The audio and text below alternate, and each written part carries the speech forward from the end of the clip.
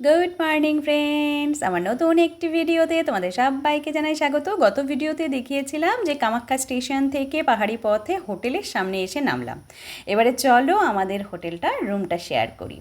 এটা হলো বেড, এখানে একটা টিভি আছে, ওয়ার্ড্রপ আছে, এই হলো বাথরুম। কিন্তু আমরা যেহেতু 10 জন গিয়েছিলাম, সেই 10 জনের অনুযায়ী যেই রুমটা আমরা বুক করেছিলাম সেই বুকটা আমরা এসেই সকালে পাইনি, কারণ 3টে বাথরুমের মধ্যে একটা বাথরুমের কিছু একটু ডিসপুট ছিল। আর এটা হলো বেলকনি, আর এই কারণে আমাদের এই রুমটা দিয়েছে ঠিকই, কিন্তু বিকেলের দিকে আমাদের আবার যেই রুম আমরা বুক করেছিলাম সেই রুমেই চলে গেছিলাম। খুব সুন্দর রুম ওটাও ছিল, কিন্তু ওটা ভিডিও করতে পারিনি। এবার আমাদের সঙ্গীরা যেখানে আছে, চলো তোমাদেরকে সেই রুমটা দেখাই। এই হলো পরপর বেড, এগুলো কিন্তু ডাবল বেডের, মানে 2জন শোয়া যাবে, কিন্তু এখানে 3জনও খুব ভালো মতো শোয়া যায়।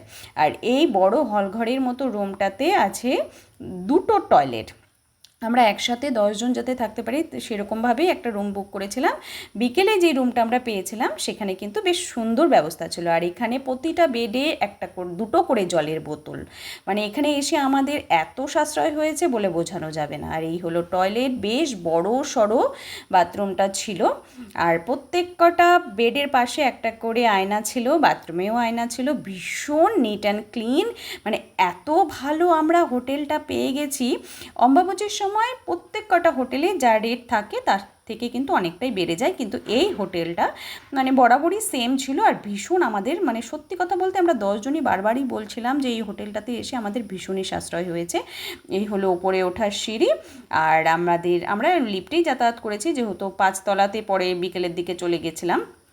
এবারে চলো তোমাদের উপরে নিয়ে যাই, উপর থেকে রুমটা দেখতে কেমন লাগছে। তার আগে ভাবলাম একটু চা খেয়ে নিই, যেহেতু দুধ চা চলে এসেছিলো হোটেল থেকে, আর আমরা তো দুধ চা খাই না কয়েকজন, তাই তাদের জন্য আবার লাল চা আসলো। এখন আমরা লাল চা খেয়ে নেব, সবাই মিলে বসে গল্পগুজব করেছি, সারা রাত ট্রেনে এসেছি, এখন স্নান টান করে ফ্রেশ হয়েছি, দেখি চা খেয়ে কি করি। কিন্তু এখন বের হতে কেউই পারবো না, কারণ শরীরটা ভীষণই ক্লান্ত সবারই লাগছে। তাই ভাবছি চা খেয়ে সবাই একটু ঘুমিয়ে নেব, যেহেতু রাতে ঠিকমতো ঘুম হয়নি, আর ঝিরঝির ঝিরঝির বৃষ্টি পড়ছে, এই বৃষ্টির মধ্যে কী করেই বা বেরোবো। তাই চা খেয়ে কিন্তু আমরা সবাই ঘুমিয়ে পড়েছিলাম। ওর ওই বেডে শুয়ে আছে অংশু অনেকক্ষণ ধরে ঘুমোচ্ছে, কারণ ও রাতে আমরা যাও একটু চেটেপাটা ঘুমিয়েছি, ও একদমই ঘুমোয়নি। তা আমরা লিফটে করে এবারে চলে আসলাম উপরে। উপরটা এত সুন্দর, মানে ওপর থেকে কামাখ্যার যে পাহাড় সেই সমস্ত কিছু বেশ সুন্দর দেখা যাচ্ছিল, আর এত সুন্দর লাগছিল শহরটাকে দেখতে। আর ওই নীলাচল পাহাড়েই মা কামাখ্যা মন্দির। আমরা এখানে এসে সবাই মিলে কয়েকটা ফটো তুলে নিলাম। এবারে চলো যেখানে দাঁড়িয়ে আছি সেই জায়গাটা বেশ সুন্দরভাবে দেখায়, এত সুন্দর ব্যবস্থা।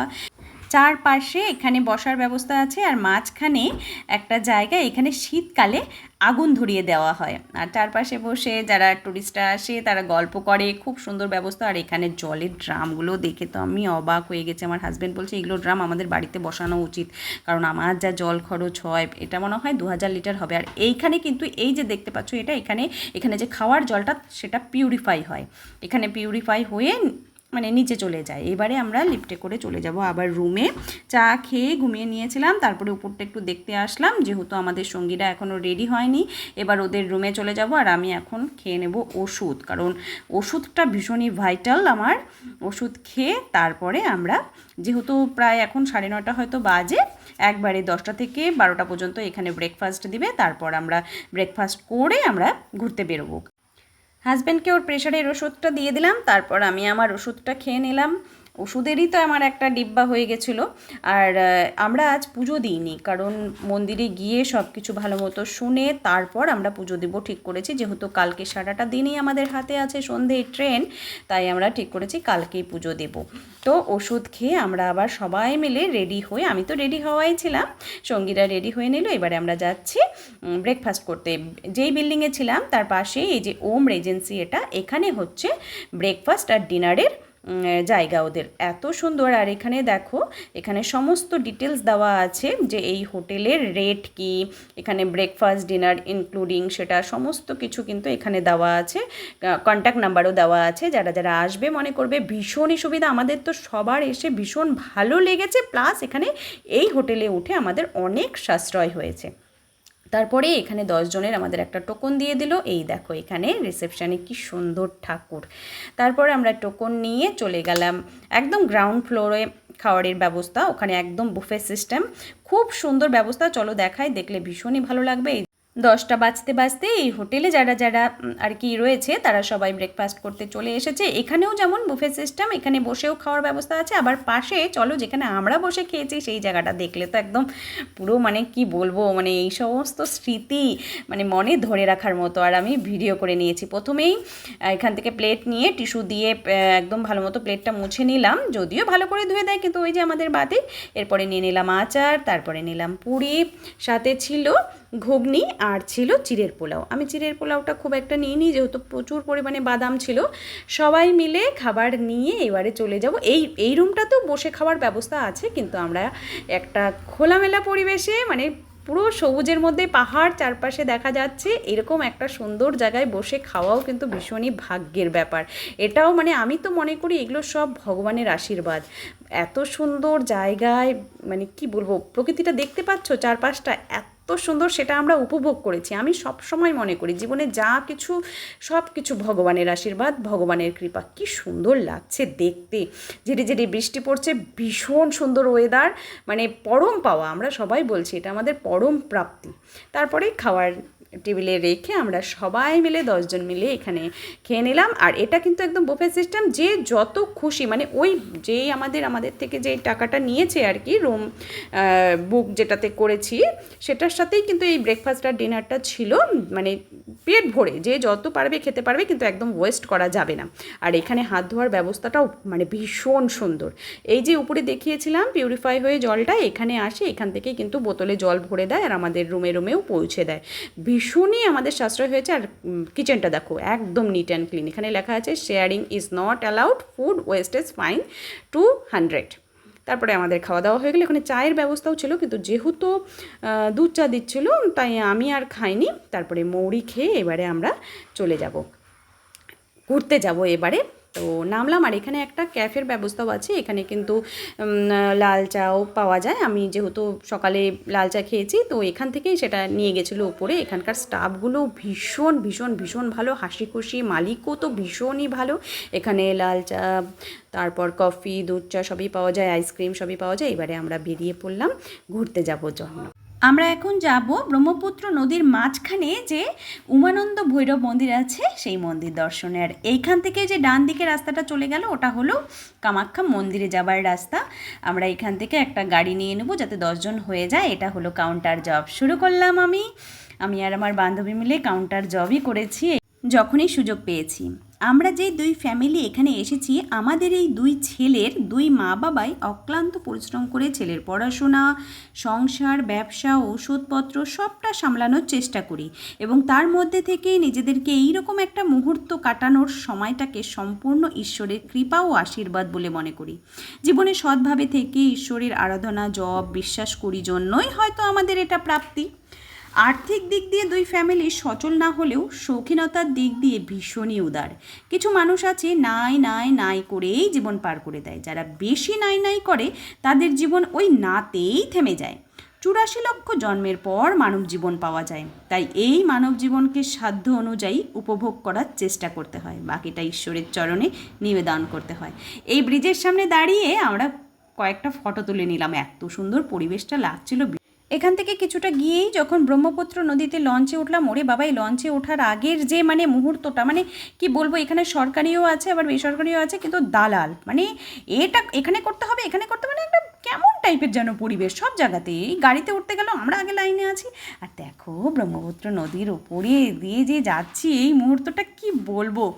যখন যাচ্ছি তখন মনে হচ্ছে মাঝে মধ্যে জীবনে এটার ভীষণ দরকার নিজেদের একঘেয়েমি থেকে মুক্তি লাভের জন্য। ওই যে দূরে রোপওয়ে দেখা যাচ্ছে, বাবা গো বাবা, এই নদীর উপরে এত জল, রোপওয়ে করে যারা যাচ্ছে তাদের হার্টবিট তো মানে ভীষণই সলিড। আর নদীর ওপরে যে মাঝখানে যে ব্রহ্মপুত্র নদীর মাঝখানে যে ভৈরব বাবার মন্দির, উমানন্দ ভৈরবের, মানে পরিবেশটা দেখেছো, নদীর মাঝখানে এত সুন্দর মন্দির, মানে এটা একটা অদ্ভুত সুন্দর ঐশ্বরিক ক্ষমতার জন্যই কিন্তু এত সুন্দর, এত বিশাল আকার নদীর মাঝখানে এই মন্দির। মানে আমরা যখন নদীর উপর দিয়ে যাচ্ছিলাম সেটাই সবাই বলা বলি করছিলাম। আর পরিবেশ তো মানে বলে বোঝানোর মতো না, দেখতেই পাচ্ছ ওই মন্দির দেখা যাচ্ছে। এরপরে মন্দিরে তো ভীষণ ভিড় হয়েছিল। আমি এই ভিড়ের মধ্যে সমানে শুধু সবাইকে জিজ্ঞেস করছি, আর জানো ব্রহ্মপুত্র নদীর জল নাকি লাল হয়ে যায় অম্বুবাচীর সময়। ভিড়টা দেখো কি পরিমাণ ভিড়। আমি শুধু সবাইকে জিজ্ঞেস করছি যারা যারা পুজো দিয়ে এসছে, কখন লাইনে দাঁড়িয়েছিলে গো, কখন লাইনে দাঁড়িয়েছে, মানে বাংলা কথা তো কেউ বোঝে না, সব হিন্দিতেই বলতে হচ্ছে। মানে আমি কালকে যেহেতু আমরা মন্দিরে যাব সেই চিন্তাটাই আমার হচ্ছিল। অনেকেই কামাখ্যা মন্দিরে মানে ভোরে পুজো দিয়ে এই মন্দির দর্শন করতে এসেছে আজকে, তাদের সাথেই আমি জিজ্ঞেস করছিলাম। আর আমরা মন্দির দর্শনের আগে এখানে একটু জল ফল খেয়ে নিলাম, কারণ এতটা সিঁড়ি উঠে এসেছি। আর মন্দিরে দেখো এই হলো হনুমানজির মন্দির, রূপ দেখো হনুমানজির মন্দির, কি অদ্ভুত সুন্দর আর এত শান্ত সমাহিত জায়গা, কি যে ভালো লাগছিল। কিন্তু জানো আমরা মানে উমানন্দ ভৈরবেরই দর্শন করতে পারিনি, কারণ অনেকটা লাইন ছিল। ওই লাইন পেরিয়ে যদি আমরা ঠাকুরের দর্শন করতাম সন্ধে লেগে যেত। গুয়াহাটি থেকে কামাখ্যায় এসে আমরা করে নিলাম দুপুরের লাঞ্চ, ভীষণ সুন্দর খাবার ছিল। এখানে খাওয়া দাওয়া করেই আমরা আবার চলে গেছিলাম একটা গাড়ি নিয়ে আমাদের নীলাচল পর্বতে যে মা কামাখ্যার মন্দির আছে সেখানে। মানে মন্দির দর্শনের শুরুতেই আমার মনে মানে কি বলবো, এই অদ্ভুত অনুভূতিটা বলে বোঝানো যাবে না, ভীষণই ভালো লেগেছিলো। কিন্তু যখন এখানে এসে পান্ডাদের সাথে কথা বললাম, এখানে যেহেতু 22শে জুন, মানে যখন তোমরা ভিডিওটা দেখছো তখন মানে অমাবস্যা শুরু হয়ে গেছে, কিন্তু আমরা যে সময় গিয়েছিলাম অমাবস্যার জন্যই কিন্তু এখানে ভিআইপি লাইন বন্ধ করে দিয়েছে। আমরা যখন এখানে এসেছি তখন থেকে পরের দিন যে পুজো দিবে সেই লাইন শুরু হয়ে গেছে। এটা হলো বলির জায়গা, কিন্তু সেটাই আমরা সবাই মিলে চিন্তা করছিলাম তাহলে আমরা কি করব, কারণ আমাদের মধ্যে আমি এক অসুস্থ আর আমার বান্ধবীর মাও অসুস্থ ছিল। এবারে কিভাবে কি করব, যাই হোক পরের দিন সকালে আমরা নিজেদের মতন করেই পুজো দিলাম। কিন্তু গর্ভগৃহের যে মূল গর্ভগৃহ সেখানে আমরা যেতে পারিনি। আমার দীর্ঘদিনের আশা এই কামাখ্যা ভূমিতে যে আমি আসতে পেরেছি, মন্দির দর্শন করতে পেরেছি, এতেই আমি ভীষণ সন্তুষ্ট। এরপরে আমরা হোটেলে চলে এসে সন্ধ্যাবেলায় সবাই মিলে গল্প করছিলাম। ডিনার টাইম ছিল 8টা থেকে রাত 11টা, তারপরে আমরা চলে আসলাম ডিনার করতে। আর খাবারে দেখো এখানে ছিল আচার, রাইস, রুটি, এখানে অড়হরের ডাল, মানে এত টেস্টি ডাল আর সব কিছু ভীষণ টেস্টি ছিল। এখানে একটা আলুর সবজি রুটি দিয়ে খাওয়ার জন্য, তারপরে ছিল আলু মটর পনিরের সবজি, আর তার সাথে ছিল পাঁপড়, টক দই, মানে এত সুন্দর খাওয়া কি বলবো। বারবার একটা কথাই আমাদের সবার মুখে, একটা কথাই, এই হোটেলে এসে আমাদের ভীষণই সাশ্রয় হয়েছে, ভীষণই ভালো ছিলাম। সম্পূর্ণ নিট অ্যান্ড ক্লিন, মনে তৃপ্তি করে খেয়েছি, তৃপ্তি করে ভীষণ ভালো মতো থেকেছি। এবারে আমরা প্লেটে সবাই যে যার যে যেটা পছন্দ করি, যদিও এরকম সিস্টেম সব রকম খাবারই টেস্ট করেছি। এখানে আমি রুটি নিয়ে নিলাম, যেহেতু আমি রাত্রে রুটি খাই, তবে ভাতও খেয়েছি, অল্প রুটি অল্প ভাত দুটোই খেয়েছি, সব কিছুই টেস্ট করেছি। এখানে খাবার নিয়ে চলে গেলাম আমরা যেখানে সকালে ব্রেকফাস্ট করেছিলাম সেইখানেই। সেখানে সকালের পরিবেশ একরকম ছিল আর রাতের পরিবেশও তোমাদের দেখাবো, খুব সুন্দর খুব সুন্দর। সবাই মিলে যে যার খাবার নিয়ে চলে এসে আবার যদি আমাদের লাগে তখন আবার ওখানে চলে গিয়ে যে যার যেটা পছন্দ সেটা নিয়ে নিয়েছিলাম। খাওয়া দাওয়া করে এবারে চলো তোমাদের দেখাই এখানকার রাতের পরিবেশ। রাতে এই নিচটা মানে কত সুন্দর লাগে দেখতে, লাইট জ্বলছে, ভীষণই ভালো লাগছিল। কালকে সকালে আমরা দেব পুজো, তাই আজকে রাত্রে তাড়াতাড়ি শুয়ে পড়ব। মন্দিরে আসার কিছুদিন আগে থেকে যখন আমরা হোটেলগুলো অনলাইনে চেক করছিলাম, তাতে সব হোটেল, বেশিরভাগ হোটেলেরই কিন্তু রেট অনেকটাই বেশি হয়ে গেছিলো। এই হলো জুবিন গার্গ, এখানকার বিখ্যাত গায়ক। উনি 2025-এই মানে পৃথিবী ছেড়ে চলে যায়, ভীষণই ভালো গান করতেন। তো যেই সমস্ত হোটেল আমরা সার্চ করেছিলাম সমস্ত হোটেলেরই কিন্তু এই অম্বুবাচীর সময় রেট অনেক বেড়ে যায়। কিন্তু এই হোটেলটা মানে কি বলবো, আমি তো মনে করি সব কিছুই ভগবানের আশীর্বাদ, ভগবানই হয়তো আমাদের এই হোটেলটা মানে খোঁজ দিয়ে দিয়েছে, তার জন্যই আমরা এখানে আসতে পেরেছি। তো আজকের ভিডিও আমরা এখানেই শেষ করছি, দেখা হচ্ছে নেক্সট ভিডিওতে। কালকে সকালে দেবো পুজো, আজকের মতো টাটা, সবাই খুব খুব খুব ভালো থাকবে। হোটেলের এত প্রশংসা করলাম কিন্তু এটা একদমই স্পন্সর ভিডিও না, যেটা মনে হয়েছে সেটাই বললাম।